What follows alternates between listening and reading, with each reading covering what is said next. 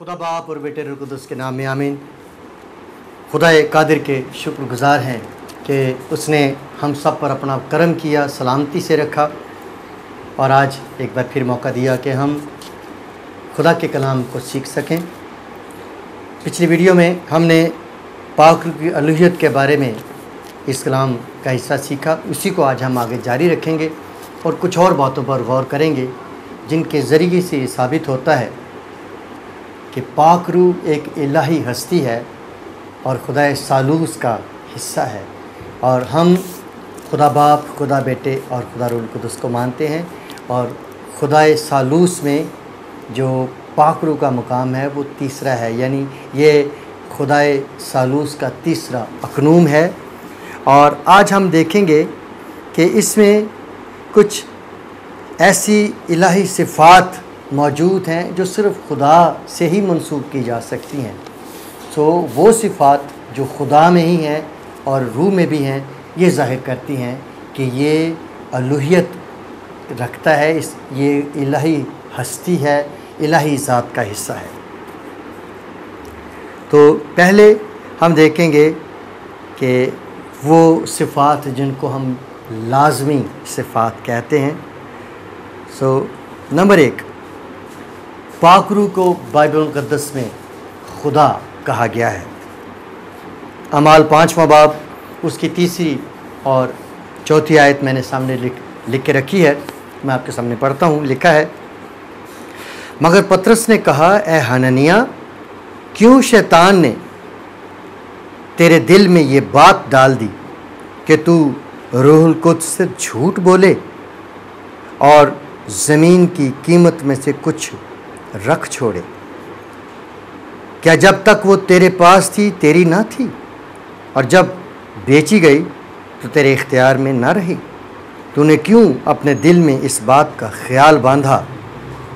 तू आदमियों से नहीं बल्कि खुदा से झूठ बोला। सो यहाँ पर ये पाक रूह जो है उसकी खूबी बताई गई है कि जब पाक रूह से झूठ बोलेगा तो इसका मतलब है खुदा से झूठ बोलेगा। जिस वास्ते हमें इस बात को मानना है कि पाक रूह एक इलाही हस्ती है, अलूहियत रखता है। और एक जगह पर यहाँ लिखा है किताब मुक़द्दस में कि पाक रूह में उसके अलूहियत की सारी मामूरी पाक रूह में सुकूनत करती है। सो अलूहियत की मामूरी रखने वाली हस्ती खुदा है और पाक रूह खुदा है। एक और हवाला हम देखते हैं जिसमें यह बताया गया है कि पाक रूह अज़ली है। ये अज़ली होना, इटर्नल होना, ये खुदा की खूबी है। खुदा इटर्नल है। इसी तरह से जो अकानीम खुदा के साथ जुड़े हैं, खुदा बेटा और खुदा रूह कुद्दुस, वो भी इटर्नल हैं, वो भी अबदी हैं, वो भी हमेशा रहने वाले हैं। तो इब्रानियों उसका 9वां बाब और उसकी 14वीं आयत में लिखा है, तो मसीह का खून जिसने अपने आप को अज़ली रूह के वसीले से खुदा के सामने बेऐब कुर्बान कर दिया, तुम्हारे दिलों को मुर्दा कामों से क्यों ना पाक करेगा, ताकि ज़िंदा खुदा की इबादत करें। यहाँ पर अज़ली रूह कहा गया है। सो अज़ली रूह पाक खुदा है और क्या ज़बरदस्त काम करता है कि हमें मुर्दा कामों से निकालता है खुदा और ज़िंदा कामों की तरफ ले जाता है। ज़िंदा काम क्या है? ज़िंदा खुदा की इबादत करना, ज़िंदा खुदा की परस्तश करना, ज़िंदा खुदा का प्रचार करना और ज़िंदा खुदा के साथ जुड़े रहना। एक और बात जो इस ज़मन में तीसरी खूबी है पाक रूह की ज़रूरी खूबियों में से, वो ये है कि वो सारी कुदरत रखता है, कादिर मुतलक। और कादिर मुतलक खुदा है। खुदा के पास ये क़ुव्वत है, ये खूबी है कि वो ओमनी पोटेंट, इंग्लिश में इसको ओमनी पोटेंट कहा गया, और पाक रूह ओमनीपोटेंट है, यानी पूरी कुदरत, सारी कुदरत का मालिक है। लूका की इंजील उसका पहला बाब उसकी 35वीं आयत में हम ये देखते हैं। देखिए लिखा है, और फरिश्ते ने जवाब में उससे कहा कि रूहुल कुद्स तुझ पर नाजिल होगा और खुदा ताला की कुदरत तुझ पर साया डालेगी, और इस सबब से वो मौलूद मुक़द्दस खुदा का बेटा कहलाएगा। यहाँ पर एक बार फिर हम देखते हैं कि तीनों अकानीम को फरिश्ते ने बयान फरमाया और तीनों अकानीम को ज़ाहिर किया। मुक़द्दसा मरियम को कहा जा रहा है कि रूहुल कुद्स तुझ पर नाजिल होगा, खुदा ताला की कुदरत तुझ पर साया डालेगी। इस सबब से जो बेटा पैदा होगा वो खुदा का बेटा कहलाएगा।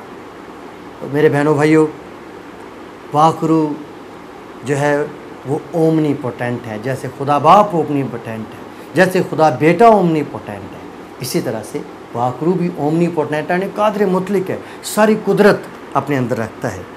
चौथी बात, पाक रूह हमादान है।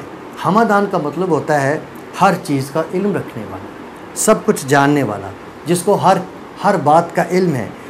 और इसके लिए लफ्ज़ ओमनीशेंट इस्तेमाल किया गया है, यानी वो हर चीज़ की खबर रखता है, वो सब कुछ जानता है, उसको हर चीज़ का इदराक है, हर चीज़ का इल्म है।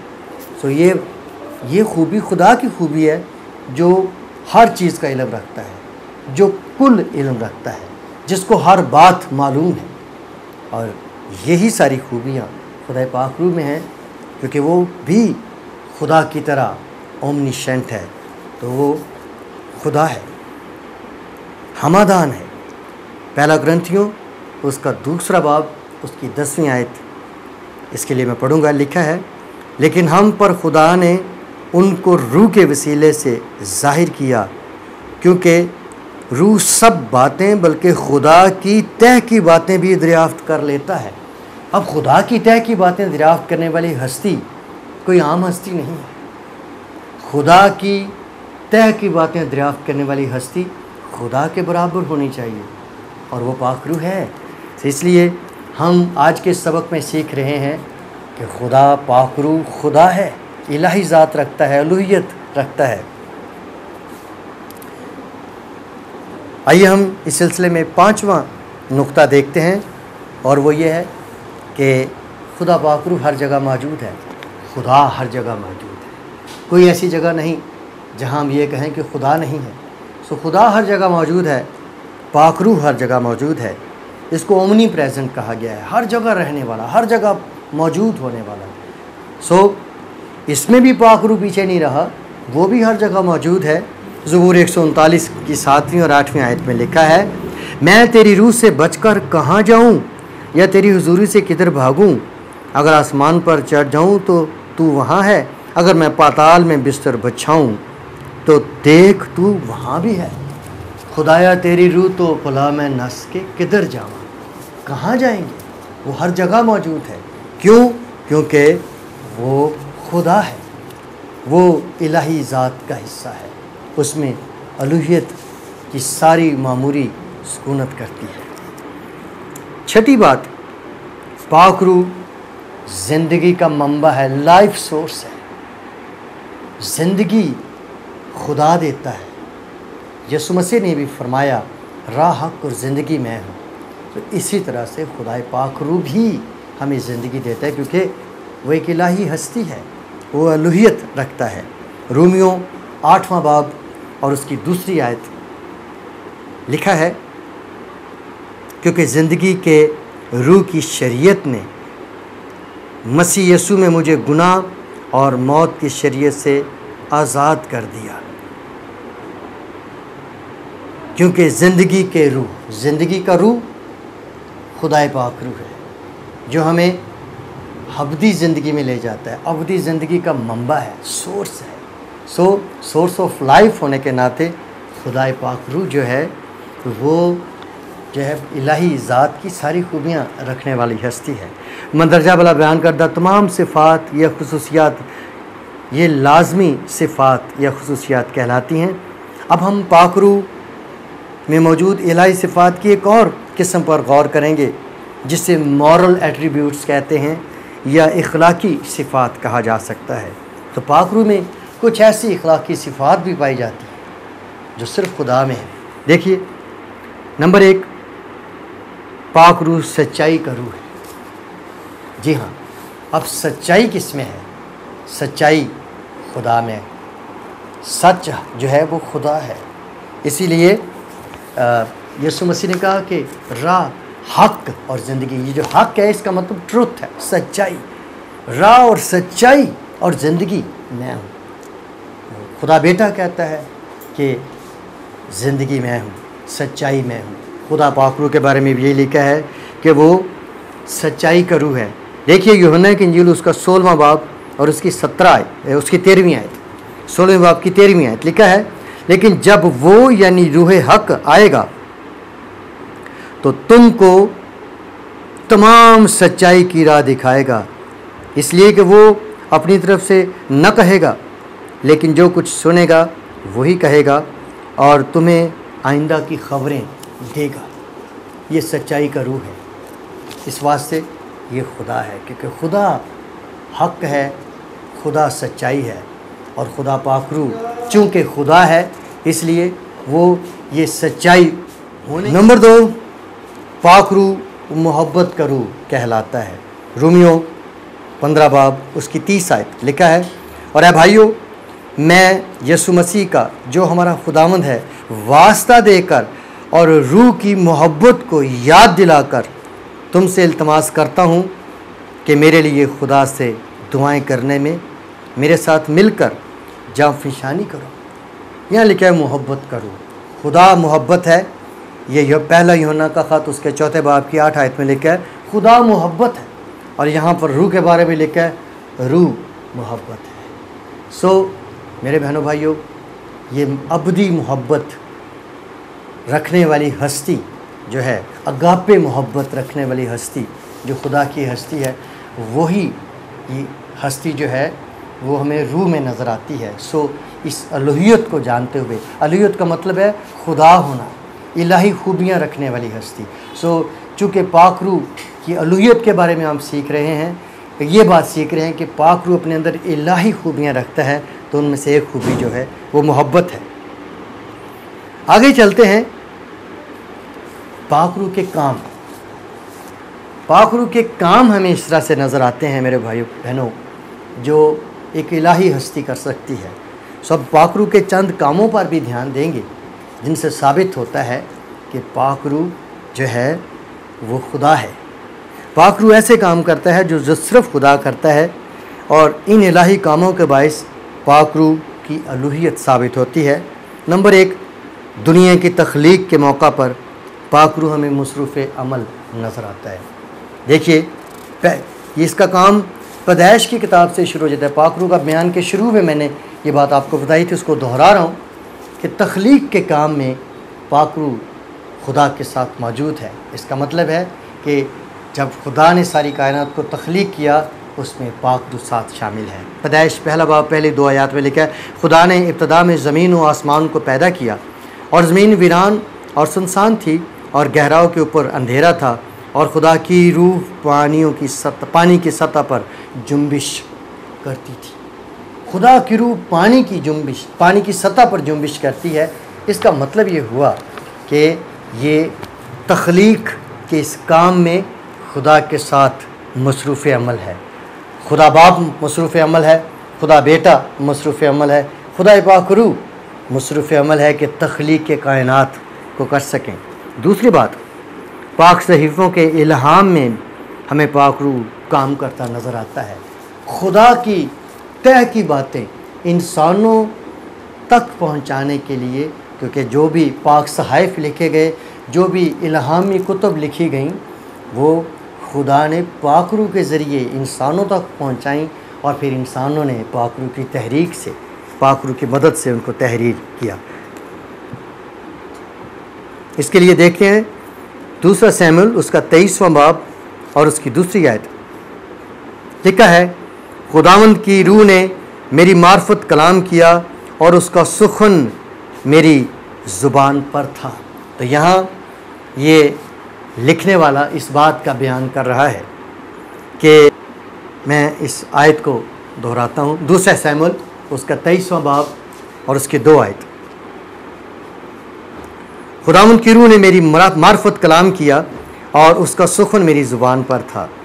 दूसरा पतरस 1 बाब उसकी 21 आयत। यहाँ लिखा है, क्योंकि नबूवत की कोई बात आदमी की ख्वाहिश से कभी नहीं हुई, बल्कि आदमी रूह कुद्स की तहरीक के सबब से खुदा की तरफ से बोलते थे।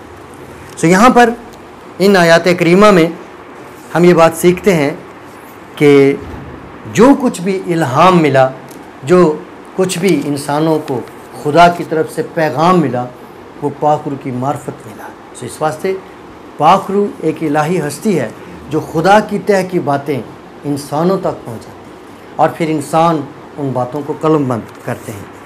फिर तीसरा काम ये है कि पाक रूह हमारे फ़ानी बदनों को ज़िंदा करेगा। ये एक तख्लीकी काम है जो पाक रूह करता है, और तख्लीकी काम हम जानते हैं कि ये सिर्फ़ खुदा ही कर सकता है।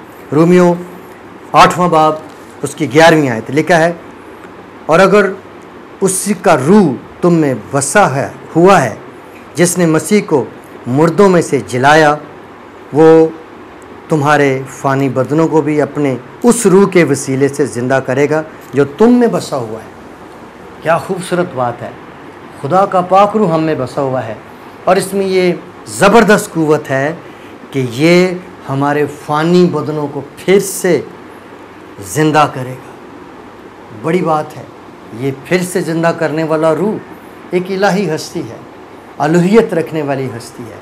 खुदा पाक रूह ये काम कर सकता है।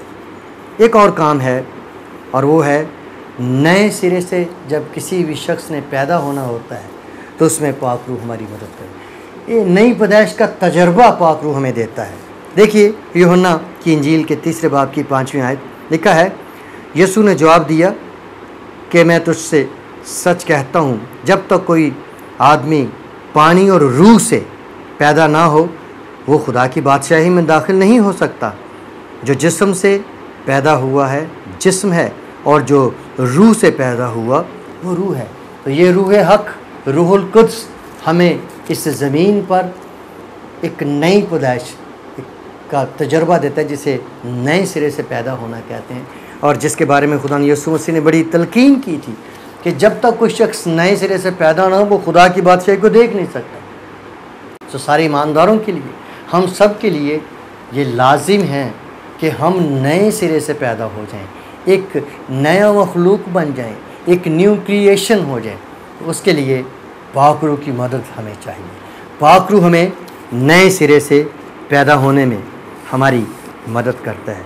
मेरे अज़ीज़, इन तमाम बयान करदा बातों से आज हमने एक सबक सीखा है, और वो ये है कि पाक रूह खुदा है। पाक रूह की अलूहियत उन तमाम औसाफ से ज़ाहिर होती है जिनका ज़िक्र हमने मंदरजा वाला बयान में बाइबल मुक़द्दस की आयात मुबारका में से पढ़कर एक दूसरे को बताया है, सुना है, सीखा है। तो खुदा की सब खूबियाँ हमें खुदा सालूस के तीसरे क़नून में भी, यानी पाक रूह में भी भरपूर तरीके से नज़र आती हैं। चुनांचे पाक रूह भी खुदा बाप और खुदा बेटे के साथ बराबर है, और ये अज़ल से इकट्ठे हैं। और बाइबल ये तालीम देती है कि खुदा एक है और उसके 3 अक़नूम हैं। अगरचे खुदा बाप और खुदा बेटे और खुदा रूह कुद्दुस ये तीनों मुनफरिद और ना काबिल तकसीम हैं, तो भी ये अलग अलग काम करते हुए भी नज़र आते हैं। ये खुदा की शान है, ये उसकी खूबी है। खुदा की ज़ात को, उसकी हस्ती को इंसान पूरे तौर से समझ ले ये मुमकिन नहीं, तो भी जो जो बातें खुदा ने अपने कलाम के ज़रिए से हमें सिखाई हैं उन्हें ज़रूर मलफूज़ ख़ातिर रखें और इन बातों पर ज़रूर ध्यान दें। इन बातों पर बहुत कम सिखाया जाता है या बहुत कम गौर किया जाता है। मैंने सोचा कि हम इन बातों को आप तक पहुँचाएँ, और खुदा पाक रूह खुद जिसके बारे में हम सीख रहे हैं आपके अंदर इन बातों को और गहरे तौर से पहुंचाएगा, आपको इन बातों को सीखने की तौफीक देगा, आप इन बातों को और ज़्यादा अच्छे तौर से जान सकेंगे। मेरी दुआ है कि खुदा आपकी मदद करे, खुदा पाक रूह जो आप में बसा हुआ है वो आप में एक्टिवली काम करे और आप उसकी नेमतों को अपनी ज़िंदगी में ऑपरेट होते हुए देखें। आगे चलकर हम ये सारी बातें सीखेंगे कि कैसे हम पाक रूह की नेमतों को हासिल कर सकते हैं, कैसे हम उनको अमली तौर पर अपनी ज़िंदगी में ला सकते हैं और कैसे हम उनमें आगे बढ़ सकते हैं। सो आने वाली वीडियोस में हम इन बातों को आप तक पहुंचाएंगे। हमारे साथ जुड़े रहिए, इस चैनल को देखते रहिए और इन वीडियोस को अपने दोस्तों के साथ फेसबुक पर और जहां भी आप इनको शेयर कर सकते हैं शेयर करते रहिए, ताकि आपके और बहुत सारे दोस्त और बहुत सारे अजीज़, बहुत सारे बहन भाई कलाम की इन गहरी बातों को सीख सकें। खुदा आपको बरकत दे। शुक्रिया।